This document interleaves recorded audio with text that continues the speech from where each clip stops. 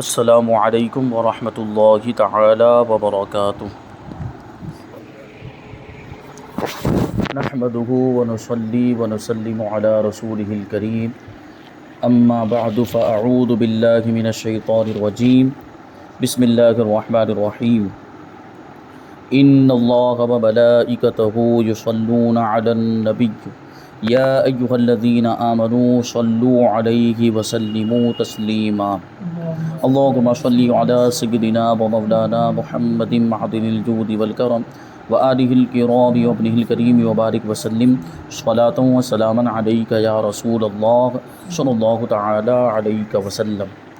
اب یہاں سے قربانی کے مستحبات بتاتے ہیں، یعنی یہ چیزیں کرنا بہتر ہے اور زیادہ ثواب کا باعث ہے۔ فرماتے ہیں نمبر 1، مستحب یہ ہے کہ قربانی کا جانور خوب فربا اور خوبصورت اور بڑا ہو۔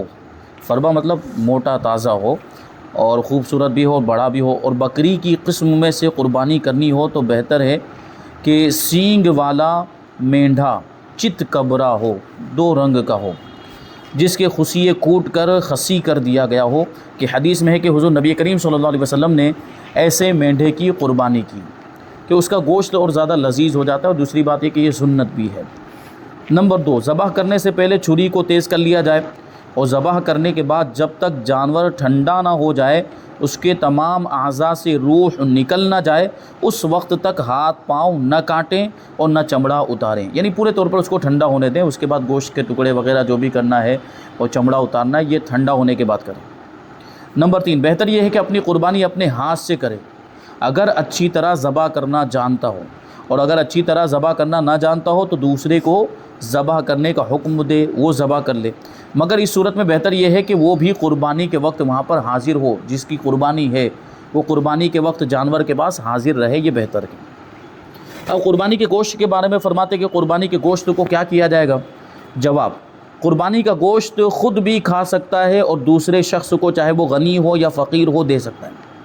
قربانی کا گوشت مالداروں کو بھی دیا جا سکتا ہے، غریبوں کو بھی دیا جا سکتا ہے، کھلا بھی سکتا ہے، بلکہ اس میں سے کچھ کھا لینا قربانی کرنے والے کے لیے مستحب ہے۔ جس نے قربانی کی، بہتر یہ کہ وہ اپنے قربانی کے جانور میں سے کچھ کھا لے۔ اگر سارا وہ غریبوں میں تقسیم بھی کر دیتا ہے تب بھی کوئی حرج نہیں ہے۔ بہتر یہ ہے کہ گوشت کے 3 حصے کرے، ایک حصہ فقراء کے لیے یعنی غریبوں کے لیے، اور ایک حصہ دوست احباب اور رشتہ داروں کے لیے، اور ایک حصہ اپنے گھر والوں کے لیے۔ اور اگر صدقہ کرنا چاہتا ہے تو 1/3 سے کم صدقہ نہ کرے۔ 1/3 مطلب 1/3، کہ اگر 3 حصے کیا جائے تو ایک حصہ جو ہوگا اس کو 1/3 کہا جائے گا۔ اگر صدقہ کرنا چاہتا ہے تو کم سے کم اتنا ہونا چاہیے۔ اور یہ عام طور پر ہمارے یہاں پہ ہوتا بھی ہے کہ کچھ اپنے گھر کے لیے رکھتے ہیں، کچھ رشتہ داروں میں تقسیم کرتے ہیں، اور کچھ غریبوں کو بھی دیتے ہیں۔ یہ 3 حصے اس کے جو ہے کہ کرنے چاہیے، بہتر طریقہ۔ اور کل صدقہ کر دینا بھی جائز ہے، کہ پورا گوشت صدقہ کر دیا، غریبوں میں تقسیم کر دیا۔ یہ جو حصے والی قربانیاں ہوتی ہیں تو یہ باہر ہوتی ہے، شہر کے باہر دوسرے جگہوں پر ہوتی، دوسرے صوبوں میں ہوتی ہے، تو وہاں پر غریبوں میں وہ گوشت پورا کے پورا تقسیم کر دیا جاتا ہے، یہ بھی جائز ہے۔ اور کل گھر ہی کے لیے رکھ لے، یہ بھی جائز، سارا گوشت گھر میں رکھ لیا، یہ بھی جائز ہے۔ 3 دن سے زیادہ اپنے اور گھر والوں کے کھانے کے لیے گوشت کو رکھ لینا بھی جائز ہے۔ اور بعض حدیثوں میں جو اس کی ممانعت آئی ہے وہ منسوخ ہے، یعنی بعض حدیثوں میں ایسا آیا کہ 3 دن تک گوشت رکھ سکتے ہیں، اس سے زیادہ نہیں رکھ سکتے ہیں، وہ حکم منسوخ ہو گیا۔ کا مطلب یہ ہے کہ 3 دن سے زیادہ بھی رکھنا چاہیں تو رکھ سکتے ہیں۔ اگر اس شخص کے اہل و عیال بہت ہوں اور صاحب وسعت نہیں ہے تو بہتر یہ ہے کہ سارا گوشت اپنے بال بچوں ہی کے لیے رکھ چھوڑے۔ بہت بڑا خاندان، بہت بڑی فیملی ہے تو وہ سارا گوشت اس کو ضرورت ہے تو وہ پورا ہی گوشت رکھ لے، پھر ضروری نہیں ہے کہ اس میں سے صدقہ کرے یا رشتہ داروں کو دے، تقسیم کرے، تو یہ سارا گوشت وہ اپنے لیے رکھ بھی سکتا ہے۔ اور یہ گوشت جو ہوتا ہے بسا اوقات ہمارے یہاں پہ جیسے ہوتا ہے کچھ، اور دوسرے علاقوں میں بھی ہوتا ہوگا، کہ گوشت کچھ ایسا مخصوص نکال لیتے ہیں اور اس کو سکھایا جاتا ہے، اور سکھانے کے بعد اس کو جو ہے کہ سال بھر تک استعمال کرتے ہیں، یہ بھی جائز ہے، اس میں بھی کوئی حرج نہیں ہے۔ فرماتے ہیں اگر میت کی طرف سے، کسی مرحوم کی طرف سے قربانی کی تو پھر اس کے گوشت کا کیا کریں؟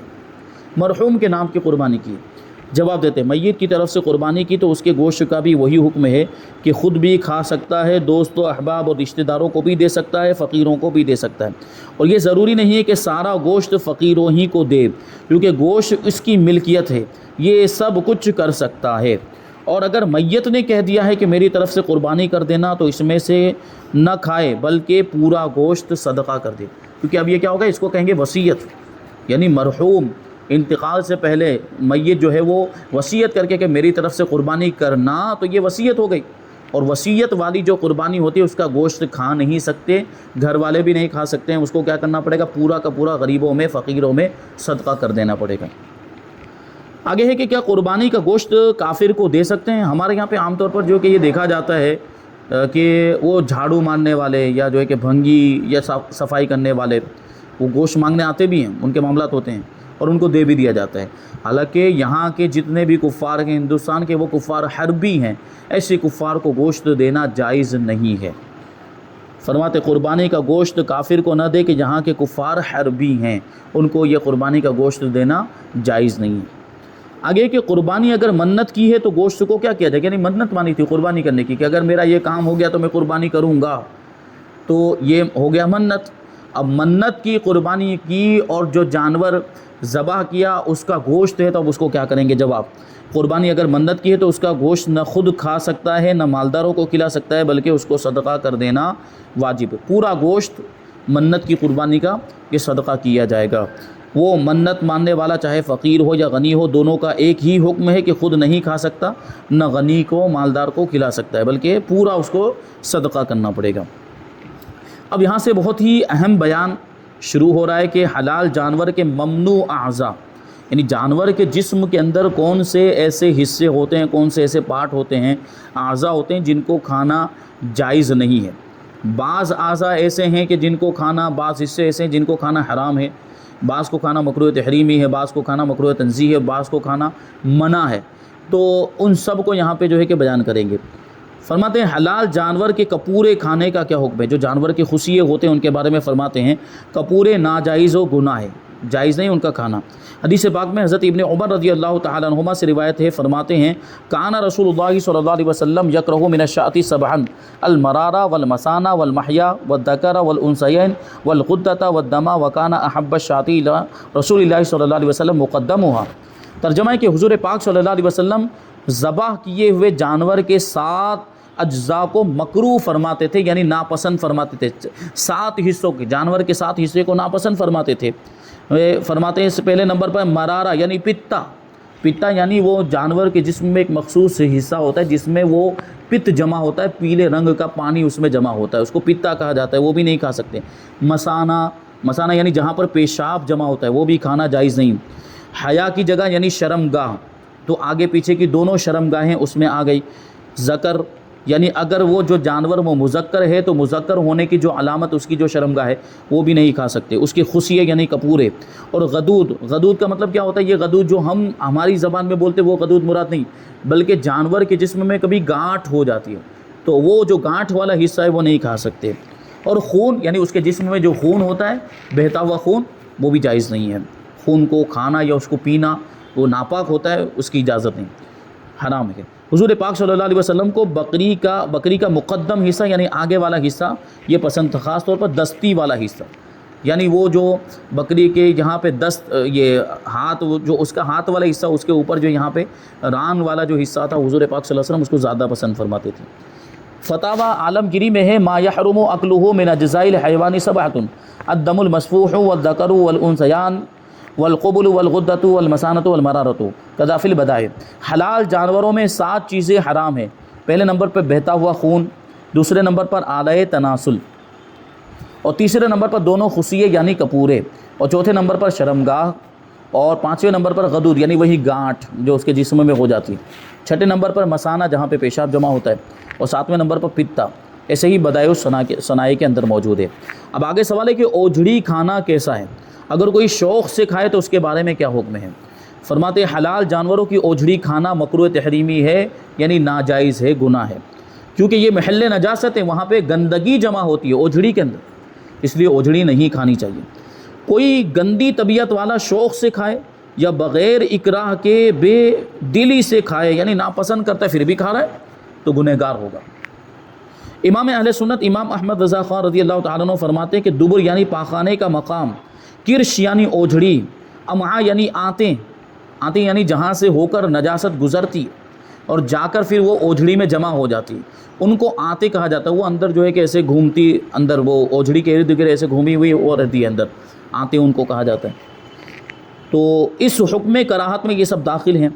بے شک دبر فرج و ذکر سے اور کش و اما مثانہ سے اگر خباثت میں زائد نہیں تو کسی طرح کم بھی نہیں، یعنی پیچھے کا مقام، جانور کے پیچھے کا مقام یہ فرج و ذکر سے یعنی دونوں شرمگاہوں سے، یہ مذکر جانور ہے، فیمیل جانور ہے یا میل جانور ہے تو اس کی دونوں جو شرمگاہیں ہیں تو اس کے پیچھے کا مقام بھی تو حرام ہے۔ تو اسی طرح یہ فرما رہے ہیں دبر اور کرش یعنی اوجھڑی اور اما یعنی آتے اور مثانہ، اور اگر خباثت میں یہ گندہ ہونے میں اگر یہ زیادہ نہیں بھی ہے تو کسی طرح کم بھی نہیں ہے، یعنی اسی طرح یہ بھی ناجائز ہوں گے۔ فرج و ذکر اگر گزرگاہ بول و منی ہے، دبر گزرگاہ سرگین ہے۔ فرماتے ہیں کہ فرج و ذکر یعنی اس میں فیمیل جانور کی جو شرمگاہ ہے آگے کی، اور جو مذکر جانور ہے، میل جانور ہے، نر جانور ہے، اس کی جو شرمگاہ ہے تو یہاں سے پیشاب گزرتا ہے، یہاں سے منی گزرتی، یعنی یہ نجاستیں گزرتی۔ اسی طرح پیچھے کا جو مقام ہوتا ہے وہاں سے گندگی نکلتی ہے، پیچھے کے مقام سے گوبر نکل رہا ہے، اگر مینگنی کرنے والا جانور ہے تو وہ مینگنی وہاں سے نکلے گی، یہ سب گندی چیزیں ہیں۔ مثانہ اگر معدن بول ہے یعنی وہاں پہ پیشاب جمع ہوتا ہے تو شکمبا و رودا مخزن فرض ہے۔ شکمبا یعنی وہ اوجھڑی اور رودا یعنی آتے، یہ مخزن فرض ہیں کا مطلب گوبر اور لید وغیرہ جمع ہونے کی جگہ ہے، تو یہ سب گندگی والی جگہ ہیں، تو ان سب کا کھانا بھی جائز نہیں ہوگا۔ فتاوی فیض الرسول میں حلال جانوروں کی اوجھڑی کھانا مکروہ تحریمی قریب حرام کے ہے۔ آتے کھانا کیسا ہے وہی اوپر آ چکا اس کا جواب کہ یہ بھی ناجائز ہے۔ وہی عبارت اس میں ذکر کیا ہے کہ یہ فرمایا کہ امعاء یہ مثانے کی طرح ہیں، یعنی آتے بھی اس حکم کراہت میں داخل ہیں، تو آنتوں کا کھانا بھی جائز نہیں ہے۔ اب آگے سوال ہے کہ حلال جانور کی کلیجی کھانا کیسا ہے؟ عام طور پر کلیجی تو کھائی جاتی ہے۔ جواب، حلال جانور کی کلیجی کھانا جائز اور حلال ہے، بلکہ سنت بھی ہے۔ رسول پاک صلی اللہ علیہ وسلم نے ارشاد فرمایا، احلت لکم میتتان و دمان فاما المیتتان فالحوت والجراد واما الدمان فالکبد والطحال۔ فرماتے تمہارے لیے دو مرے ہوئے جانور اور دو خون حلال ہیں۔ دو مرے ہوئے جانوروں میں سے ایک مچھلی اور دوسرا ٹڈی ہے، اور خون جو دو خون بتائے گئے اس میں سے ایک کلیجی اور دوسرا تلی ہے، کہ یہ حقیقت میں خون ہی ہوتا ہے لیکن یہ جم جاتا ہے، اور تلی کا بھی وہی معاملہ ہوتا ہے۔ یہ دونوں چیزیں کھانا جائز ہے، جانور کے اندر سے اس کے جسم کے یہ جو دو حصے ہیں، دو اجزاء ہیں، یعنی کلیجی اور تلی، یہ کھا سکتے ہیں، اس میں کوئی حرج نہیں۔ حلال جانوروں میں کل کتنے اعضاء ممنوع ہیں جن کا کھانا منع ہے؟ ایسے حلال جانور کے اندر کتنے حصے ہوتے ہیں؟ فرماتے حلال جانور کے سب اجزاء حلال ہیں مگر 22 اعضاء ایسے ہیں کہ ان میں سے بعض حرام ہیں، بعض ممنوع ہیں اور بعض مکروہ ہیں، جن کی تفصیل یہ ہے۔ پہلے نمبر پر رگوں کا خون، جو بہتا ہوا خون ہوتا ہے رگوں کے اندر، وہ خون کھایا یا پیا نہیں جا سکتا، وہ حرام ہے۔ نمبر 2 پر پتا، اس کے بارے میں ابھی بھی بتا دیا گیا کہ پتا جس کے اندر وہ پیلے رنگ کا پانی جمع ہوتا ہے۔ نمبر 3 مثانہ یعنی جہاں پہ پیشاب جمع ہوتا ہے۔ نمبر 4 اور 5 علامات مادہ اور نر، یعنی اگر وہ جانور نر ہے تو اس کی نر ہونے کی جو علامت ہے یعنی اس کی شرمگاہ، اسی طرح اگر وہ جانور مادہ ہے تو اس کے مادہ ہونے کی جو علامت ہے یعنی اس کی شرمگاہ، یہ بھی حرام ہے، ان چیزوں کو نہیں کھایا جا سکتا۔ نمبر 6 خصیے، اور نمبر 7 غدود، یعنی جسم کے اندر گانٹھ ہو جائے تو وہ گانٹھ والا حصہ بھی نہیں کھا سکتے۔ نمبر 8 حرام مغز، یعنی یہ ہڈی کے اندر، جانور کے اندر یہ پیچھے کی جو ریڑھ کی ہڈی اس میں جو مغز ہوتا ہے اس کو حرام مغز کہتے ہیں، وہ بھی نہیں کھا سکتے۔ نمبر 9 گردن کے 2 پٹھے کے شانوں تک کھینچے ہوتے ہیں، یہاں سے گردن سے 2 پٹھے، یہ تو وہ چمڑا نکالتے ہیں تو پتہ چلتا ہے، یہاں سے 2 پٹھے یہاں تک جاتے ہیں، شانوں تک یعنی کندھوں تک ایسے نکل کے جاتے ہیں، وہ 2 پٹھے بھی نہیں کھا سکتے۔ نمبر 10 جگر کا خون، یعنی جگر تو کھائے جا سکتے لیکن اس میں جو خون ہوتا ہے وہ نہیں کھا سکتے۔ نمبر 11 تلی کا خون، تلی کے اندر جو خون رہ گیا ہو اس کو اچھی طرح دھو لیا جائے، اس کو صاف کر لیا جائے، وہ خون کو بالکل جو ہے کہ ختم کر دیا جائے، اس کے بعد وہ تلی کھا سکتے ہیں۔ فرماتے گوشت کا خون جو ذبح کرنے کے بعد گوشت میں سے نکلتا ہے، جو رگوں کا خون ہے وہ تو ذبح کرنے کے وقت ہی نکل جاتا ہے، گوشت میں بسا اوقات خون رہ جاتا ہے، تو اس خون کو بھی اچھی طرح دھونے کے بعد صاف کر دینا چاہیے۔ نمبر 13 دل کا خون، وہی چیز دل کے اندر اگر خون رہ گیا ہے تو۔ نمبر 14 پت، یعنی وہ زرد پانی جو پتے میں ہوتا ہے۔ نمبر 15 ناک کی رطوبت کے بھیڑ میں اکثر ہوتی ہے، یہ تو ظاہر سی بات آدمی اس سے گھن کرتا ہے، یہ رطوبت یہ ناک میں سے نکلتی وہ۔ نمبر 16 پاخانے کا مقام، نمبر 17 اوجھڑی، نمبر 18 آنتیں، اور نمبر 19 نطفہ۔ نطفہ یعنی وہ نر جانور کی شرمگاہ سے جدا ہو کر جو منی مادہ جانور کے رحم میں اس کی بچے دانی میں پہنچ گئی، اس کو کہیں گے نطفہ، تو یہ بھی حرام ہے۔ وہ نطفہ جو خون ہو گیا، اب یہ پروسیس شروع ہوتا ہے جب نر جانور کی منی نکل کے مادہ جانور کی بچے دانی میں پہنچ جاتی تو ایک ٹائم تک، ایک زمانے تک وہ نطفے کی شکل میں ہی رہتی ہے، یعنی وہ جس حالت میں وہاں پہنچی اسی حالت میں رہتی۔ پھر تھوڑے دن کے بعد وہ گوشت کا لوتھڑا بن جاتی، گوشت کا ٹکڑا بن جاتی، ایک خون بن جاتی ہے، پہلے تو خون بنتی ہے وہ، پھر وہ گوشت میں تبدیل ہوتی ہے۔ تو اگر وہ نطفہ جو ہے وہ خون میں تبدیل ہو گیا تو نطفہ اس کو بھی نہیں کھایا جا سکتا، یعنی اگر بچے دانی اس میں سے نکلی ہے، مادہ جانور کو ہم نے ذبح کیا اور بچے دانی میں سے ابھی یہ نطفہ نکلا ہے تو وہ بھی نہیں کھا سکتے۔ نطفہ خون بن گیا ہے تو اس خون کو بھی نہیں کھا سکتے، اور وہ گوشت کا ٹکڑا بن گیا ہے، یعنی یہ پروسیس ہے، نطفہ ہے پھر خون بنا پھر کیا گوشت کا لوتھڑا بن گیا تب بھی اس کو نہیں کھا سکتے۔ نمبر 22 وہ کہ پورا جانور بن گیا اور مردہ نکلا یا بے ذبح کیے مر گیا، یعنی اندر پیٹ میں وہ پورا جانور بن گیا ہے، بچہ پورا بن گیا تھا لیکن وہ مردہ نکلا، مرا ہوا نکلا، یا جو ہے کہ زندہ تو نکلا تھا لیکن بغیر ذبح کیے ہوئے مر گیا تو اس کا کھانا بھی جائز نہیں ہے۔ آگے سوال ہے کہ کیا ذبح شدہ بکری یا بھینس کی کھال حلال ہے؟ کھال کو دوسرے استعمال میں لاتے ہیں، عام طور پر یہ سامان کوئی بھی تھیلا وغیرہ بنا لیا جاتا ہے، مصلح بنا لیتے ہیں، بچھونا بنا لیتے ہیں، یا کوئی چپل وغیرہ جوتے اس سے بنائے جاتے ہیں۔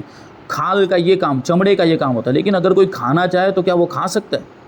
کھانا حلال ہوگا کہ نہیں ہوگا؟ اس کا جواب دیتے ہیں مذبوح حلال جانور کی کھال بے شک حلال ہے، یعنی حلال جانور جس کو ذبح کیا ہوا شرعی طور پر، جیسے بکرا ہے، بکری ہے، ایک گائے ہے، بھینس ہے، اونٹ ہے، ان کو شرعی طور پر ذبح کیا گیا تو ان کا چمڑا بھی حلال ہے۔